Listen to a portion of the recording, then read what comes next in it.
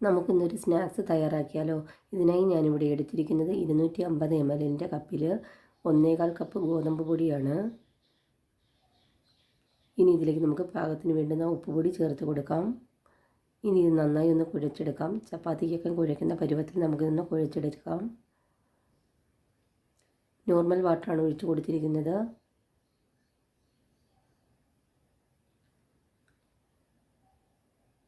നന്നായി ഒന്ന് കുഴിച്ചെടുക്കണം.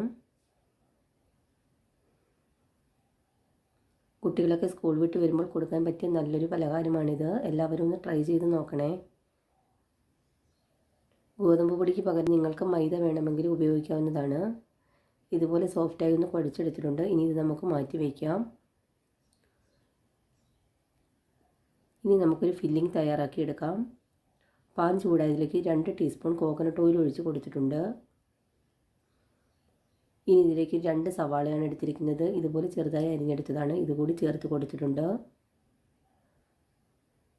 നന്നായി ഇളക്കി കൊടുക്കാം. സവാളയൊക്കെ നന്നായി ഒന്ന് മൂത്ത് കിട്ടണം. ഇനി ഇതിലേക്ക് നമുക്ക് 2 പച്ചമുളകാണ് ഞാൻ എടുത്തിരിക്കുന്നത്. ഇതുപോലെ റൗണ്ടായി അരിഞ്ഞെടുത്തതാണ്.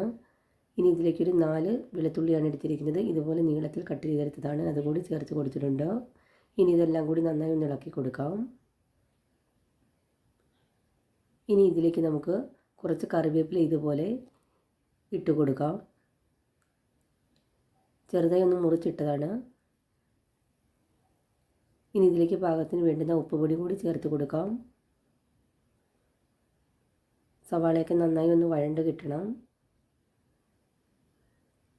ഇത്രയും മതിയാകും. ഈ സമയം നമുക്ക് മസാലകൾ ആഡ് ചെയ്ത് കൊടുക്കാം. 3/4 ടീസ്പൂൺ കുരുമുളക് ഇട്ട് കൊടുത്തിട്ടുണ്ട്. 1 ടീസ്പൂൺ ചിക്കൻ മസാലയാണ് ചേർത്ത് കൊടുത്തിരിക്കുന്നത്. ഇനി ഇതിലേക്ക് 1/4 ടീസ്പൂൺ മഞ്ഞൾപ്പൊടി ചേർത്ത് കൊടുത്തിട്ടുണ്ട്. ഇനി ഇതിൻ്റെ പച്ചമണം മാറുന്നത് വരെ നന്നായി ഒന്ന് ഇളക്കി കൊടുക്കാം. ഇത്രയും മതിയാകും. ഇനി ഇതിലേക്ക് നമുക്ക് 1 കോഴിമുട്ടയാണ് എടുത്തിരിക്കുന്നത്. അതുകൂടി ചേർത്ത് കൊടുക്കാം. മുട്ടയ്ക്ക് പകരം നിങ്ങൾക്ക് ബീഫോ ചിക്കനോ എന്ത് വേണമെങ്കിലും ഉപയോഗിക്കാവുന്നതാണ്. ഇത് നന്നായി ഒന്ന് ചിക്കിയെടുക്കാം. ഒരുപാട് അങ്ങ് ഡ്രൈ ആക്കി എടുക്കണ്ട. ഇത്രയും മതിയാകും. ഫില്ലിംഗ് ഇവിടെ റെഡി ആയിട്ടുണ്ട്. ഇതിന് മാറ്റി വയ്ക്കാം. ഇനി ഇതുപോലെ നമുക്കൊന്ന് ഉരുട്ടിയെടുത്തതിന് ശേഷം ചെറിയ ബോളുകളാക്കി എടുക്കാം. ഇതുപോലെ ചെറിയ ബോളുകളാക്കിയതിന് ശേഷം നമുക്ക് ചപ്പാത്തി പലകിലേക്ക് വെച്ച് നമുക്കൊന്ന് പരത്തിയെടുക്കാം. ഒരുപാടങ്ങ് കനം കുറച്ച് പരത്തിയെടുക്കണ്ട. ഇത്രയും മതിയാകും. ഇനി ഇതിൻ്റെ നടുക്ക് നമുക്ക് ഫില്ലിംഗ് വെച്ച് കൊടുക്കാം. നിങ്ങൾ ആദ്യമായിട്ടാണ് എൻ്റെ ഈ ചാനൽ കാണുന്നതെങ്കിൽ എല്ലാവരും ലൈക്ക് ചെയ്യാനും ഷെയർ ചെയ്യാനും സബ്സ്ക്രൈബ് ചെയ്യാനും മറക്കല്ലേ.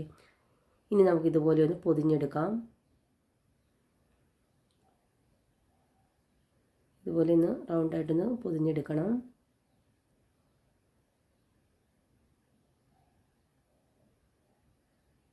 ഇതുപോലെ നമുക്കൊന്ന് പ്രസ് ചെയ്ത് കൊടുക്കാം. ഇതുപോലെ ഒന്ന് അമർത്തി കൊടുക്കണം. ഇനി ഒരു ഷേപ്പ് കിട്ടാനായിട്ട് നമുക്ക് ഇതിൻ്റെ സൈഡൊക്കെ ഒന്ന് ലെവൽ ചെയ്ത് കൊടുക്കാം. ഇത്രയും മതിയാകും. ബാക്കിയുള്ളത് കൂടി നമുക്ക് ഇതുപോലെ ഒന്ന് ചെയ്തെടുക്കാം. ഇതുപോലെ ബാക്കിയുള്ളതെല്ലാം കൂടി നമ്മൾ ചെയ്തെടുത്തിട്ടുണ്ട്. പാൻ ചൂടായതിലേക്ക് നമ്മളിവിടെ ഓയിൽ ഒഴിച്ച് കൊടുത്തിട്ടുണ്ട്. ഓയിൽ ചൂടാകുമ്പോൾ നമുക്കിതിലേക്ക് വെച്ച് കൊടുക്കാം. ലോ ഫ്ലെയിമിലാണ് നമ്മൾ വെച്ച് കൊടുക്കുന്നത്. ഒരുപാട് തീയിട്ട് കൊടുക്കരുത്.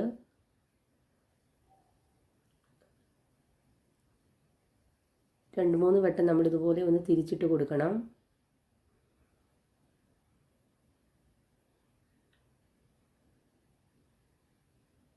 ആദ്യം ഒരുപാട് തീയിട്ട് കൊടുക്കരുത്.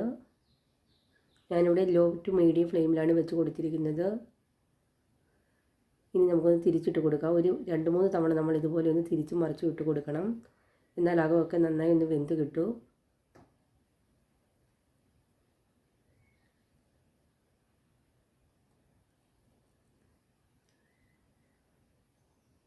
നല്ല ടേസ്റ്റി ആയിട്ടുള്ള ഒരു 4 മണി പലഹാരമാണിത്. എല്ലാവരും ഒന്ന് ട്രൈ ചെയ്ത് നോക്കണേ. ഒരു 2-3 തവണ ഇതുപോലെ ഒന്ന് തിരിച്ചും മറിച്ചും ഇട്ട് കൊടുക്കണം. അപ്പോഴത്തേനും ഇതിൻ്റെ അകമെല്ലാം നന്നായി ഒന്ന് വെന്ത് കിട്ടും. നല്ല ക്രിസ്പി ആയിട്ടുള്ള ഒരു 4 മണി പലഹാരമാണിത്. ഇത്രയും മതിയാകും. നമുക്ക് എണ്ണയിൽ നിന്ന് മാറ്റി കൊടുക്കാം. വീഡിയോ ഇഷ്ടമായെങ്കിൽ ലൈക്ക് ചെയ്യാനും ഷെയർ ചെയ്യാനും സബ്സ്ക്രൈബ് ചെയ്യാനും മറക്കല്ലേ. താങ്ക്